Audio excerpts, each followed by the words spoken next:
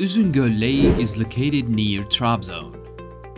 It's famous for its scenic beauty, wonderful climate and beautiful nature, and the greenery around the lake.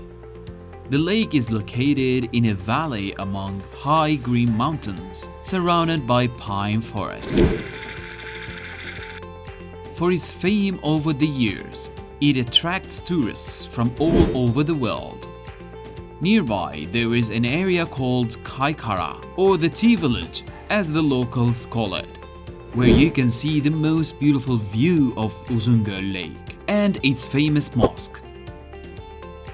From the food of the mountain, while eating the famous Turkish breakfast and the famous Muhalmeh food in that region, as well as drinking Turkish tea, which is famous for its cultivation in the Turkish north. The lake is also famous for its Tannour bread, which is made using wood. You can spend several days near the lake by renting a beautiful cottage, booking a hotel, or camping on the lake shore. You may also swim, practice several activities and water sports on the lake. Go fishing for salmon, and climb the green mountains and enjoy the wonderful view.